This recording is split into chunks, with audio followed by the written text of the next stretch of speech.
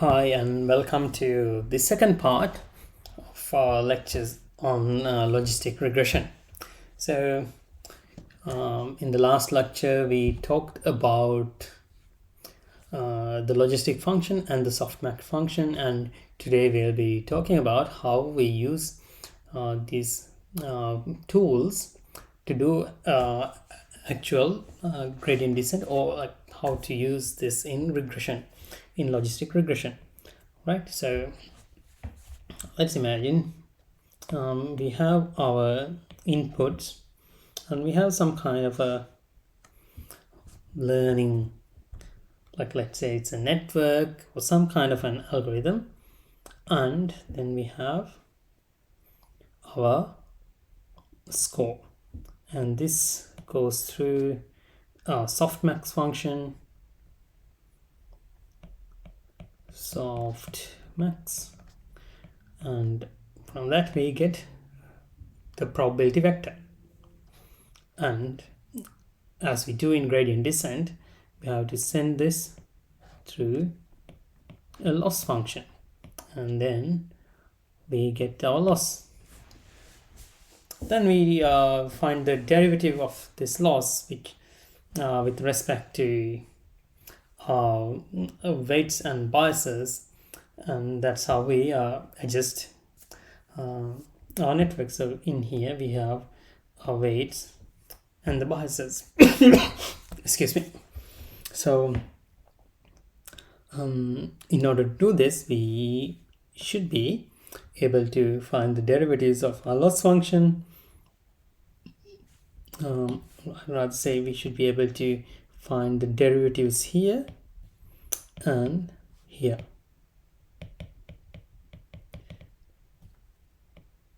So we need derivatives here. So both of these functions should be differentiable.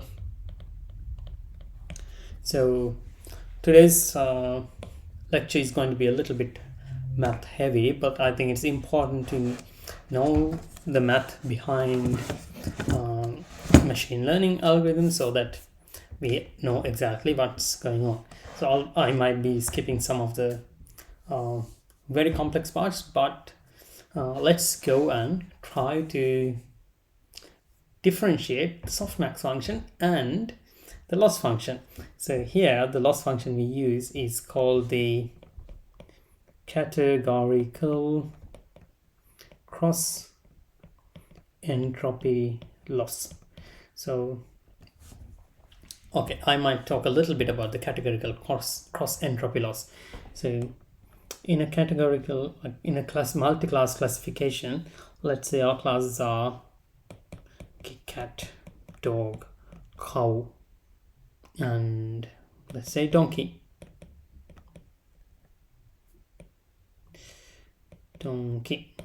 So what we expect, let's say the image is of a dog, we accept 1 here and 0 there. But what we usually get is a little bit different, right? So what we would be getting is something like 0.002. Let's go a little bit more adventurous, 0.1, and this one would be maybe like 8.8 or something like that. And I'm just trying to make it make sense. It's a bit hard, but let's say this is 0.01 and 0.01. So altogether it adds up to, sums up to 1. Sum of the probabilities is equal to 1, and we can see that the dog class has the highest probability. So this is how we know that the picture is of a dog. But there's still an error because we didn't say that this is actually 100% dog, right? We didn't say that. So there's some kind of an error. So this is calculated by the categorical cross entropy loss. So I'll give the equation for this later. But what we want to know is that when the situation is like this, like what we have here, the loss should be less. And if we had, let's say, 7 8 here and 0.20 here, so then in that instance the error should be a little bit higher. So so that's basically the idea behind the categorical cross entropy loss. All right, now let's go and try to do our differentiation. So in this case, I have slightly changed the notation because I calculated it before I came up with this P and S notation. So, but I'll try to make it not very complicated, right? So we have our scores, which are now represented by a vector of z. So we have z1, z2 up to z, let's say n, right? And then our softmax function, that's why we say it's S is, so the output of the softmax function, which is S, is S1, S2, and to Sn.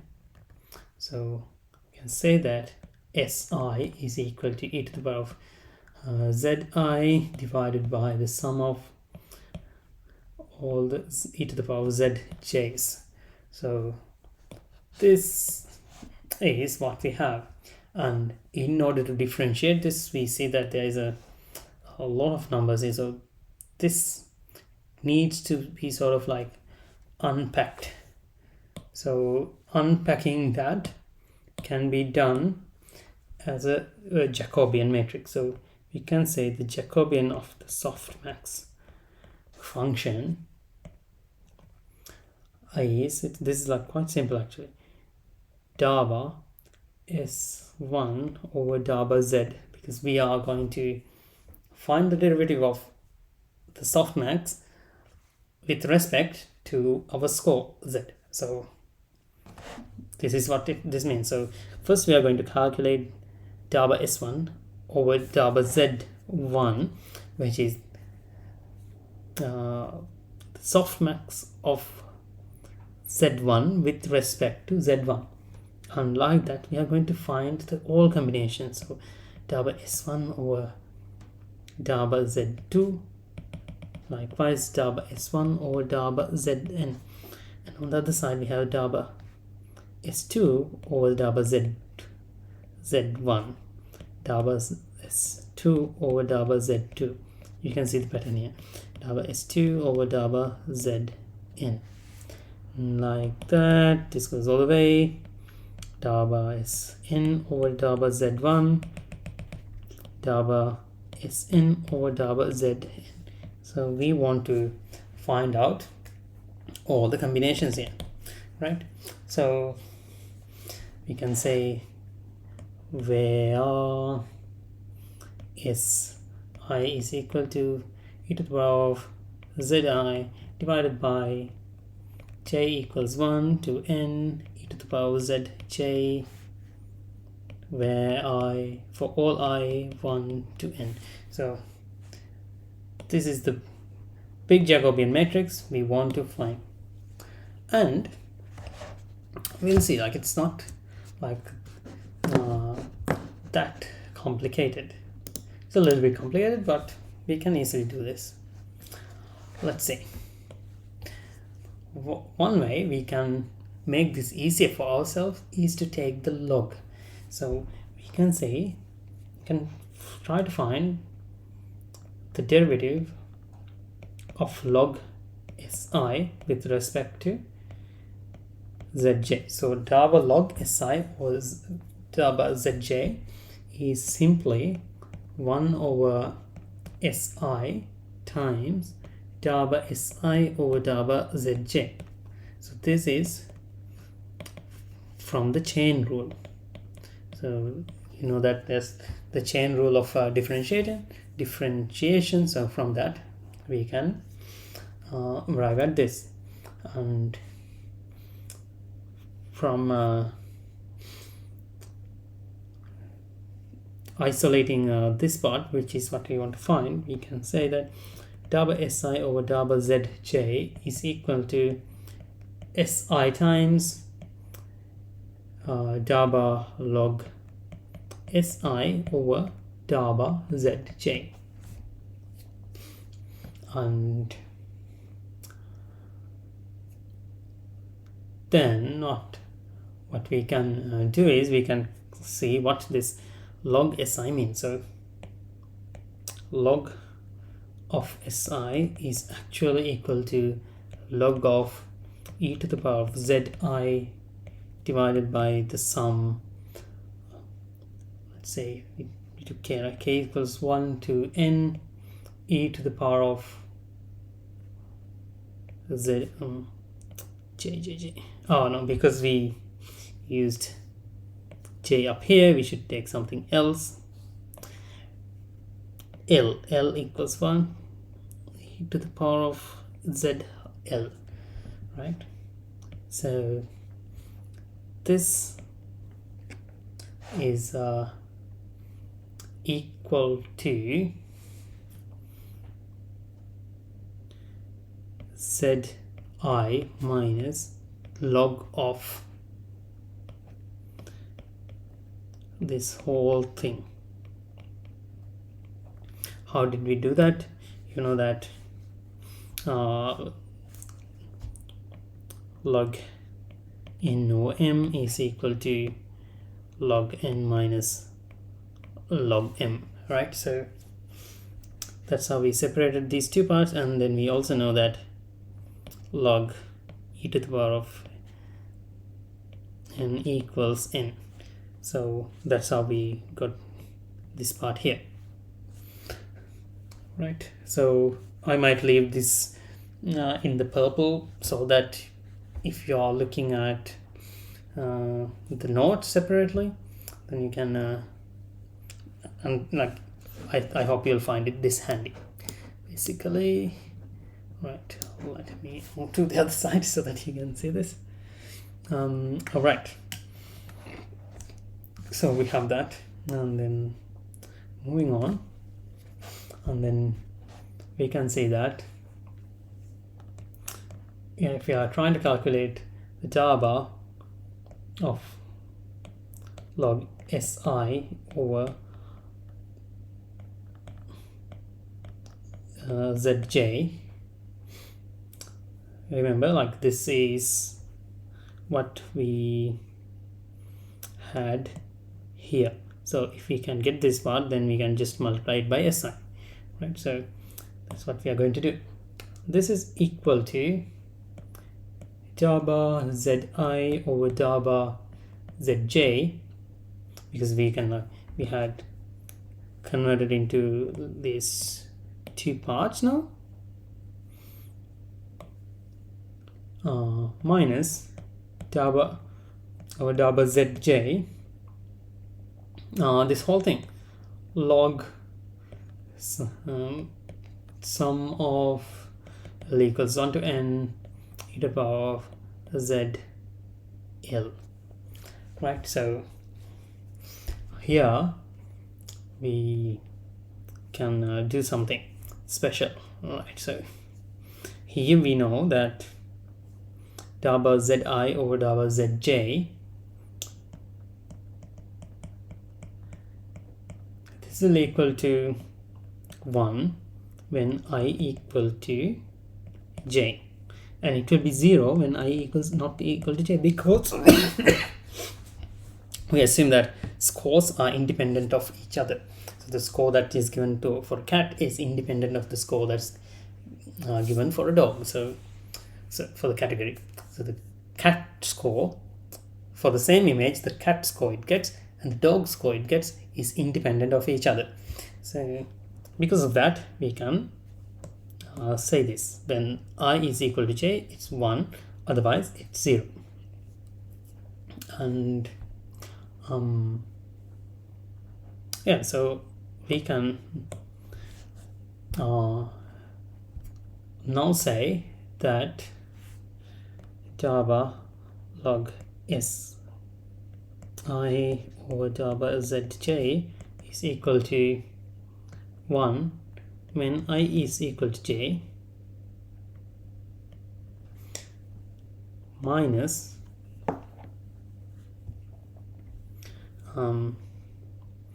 we are simply getting the differentiation of the log here, 1 over sigma, which is the sum of L equals 1 to n e to the power of z L times Java over Java zj,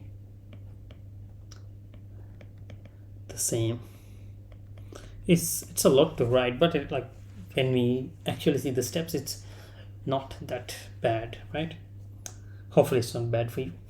So let's go to the next page, and now we can write the same thing. Java log si over Java zj is equal to 1, I equals j instance, and now we can say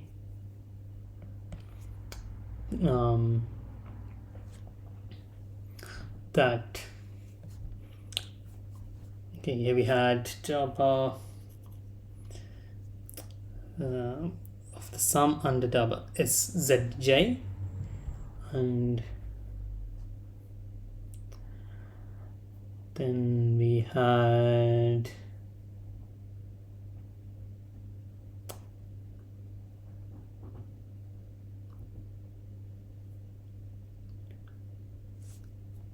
the sum of k. Let me see this for a moment.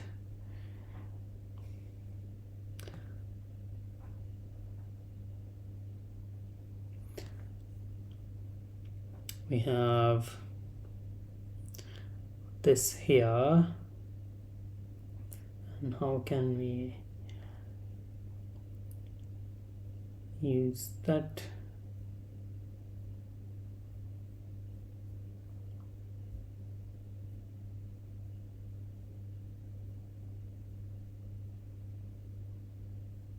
Okay, so this is actually another tricky thing, because we see that Java ZL, so over Java ZJ, so this is a sum here, and this sum is basically what's happening here is Java over Java ZJ, we have EZ1 plus EZ2 plus likewise EZ in, right? So we know that when ZJ is not equal to, so when the L here is, when L is not equals to J, that part goes to 0.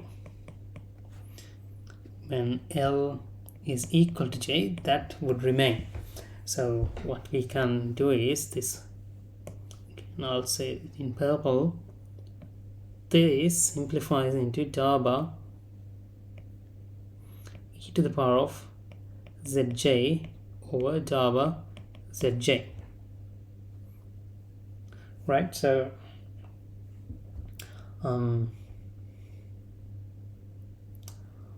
let me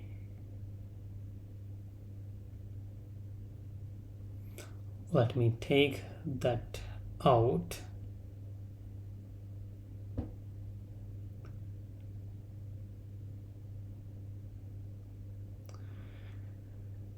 and then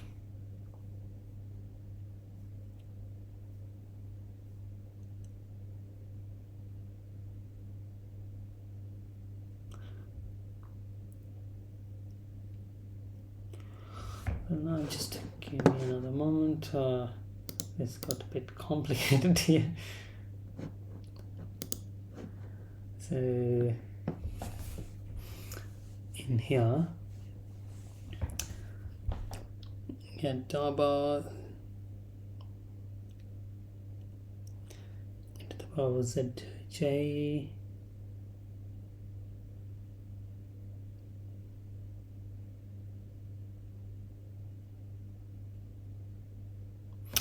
okay, this is very simple. Sorry, I didn't see it. So the differentiation of the e to the power of something is the same, so we can easily get this to be e to the power of zj. So there you go, we have e to the power of zj over this minus sum of e to the power of zl, so sum of l to l equals 1 to n. So you can say that now this part again is the same as sj, right? So what we have here is double log si over double zj is equal to, when I is equal to j1 minus sj. And from earlier we had this double si over the double zj is si times what we calculated just then. So now we can say double si over double zj is equal to si 1 when I is equal to j minus sj. So let's see how now we can rewrite that Jacobian. So we have our Jacobian of the softmax function as when when I is equal to j, that 1 comes out, so you can say s1 1 minus s1, s2 1 minus s2. Likewise for the diagonal, and for the rest it's simply minus s1 s2, likewise minus s1 sn, and here minus s2 s1 minus sn s1 likewise. So now we know all the partial derivations with respect of softmaxes with respect to the scores z. And now to the next fun part, which is the categorical cross entropy loss. So I'll take a new page here, categorical cross entropy loss. We define this as Ly and S. Y is what we expect, and S is the softmax value. So this is minus sum of across all the categories yi times log of si. So again, now we want to get the differentiation of L in terms of zj. So let's see how we can calculate this. So this is equal to minus, we can take that out, double over double zj I goes from 1 to through all the categories, yi times log of si is equal to so we can like actually take the y's out of it because these are like fixed values. These are the expected values. So we can say the minus is still there. Y equals 1 to c yi. Then inside that we have zj over log si. So this is again like simple, using the log of the differential of the log, we can say that this part remains the same. Yi over si daba zj si. And what is this? We did calculate this before, right? So we can say that I'll take a new page. We can say that daba L over daba zj is equal to minus sum over the categories yi over si times si times when I is equal to j, the 1 is there, otherwise no one, and sj. So this is from our last calculation. So using this, we can say that this is simply sum of the categories yi times si. Okay, so the si got cancelled, so no si's. So y times 1 when I equals to j minus sj, right? So now we have this.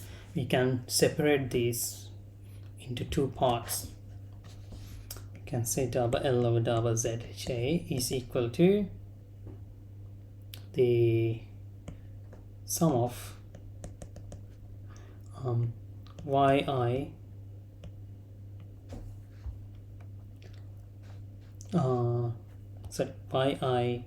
sj, and then we take the minus out of it. Then we say again we have the summation yi times 1. This is only when I is equal to j. So this gets like much simpler now. We have the sum of yi sj minus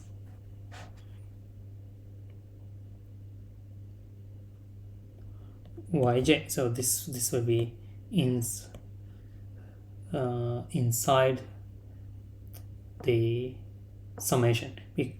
Sorry, this is outside the summation. Sorry. Yj, because again this is only true, this only stands when I is equal to j. So yj is the only one which should be left, the rest would go to 0. So we now have this. Very simple. Now this is where we do the tricky things. Let's say the sum of everything yi is j minus yj, and we know that we can take the sj out of it because j does not depend on the I here. So we have sj, the summation only for the yi, and then minus yj. And we know that this across all the categories is actually 1 because we said that the sum of the probabilities is 1. So this goes to 1, which leaves us with sj minus yj. So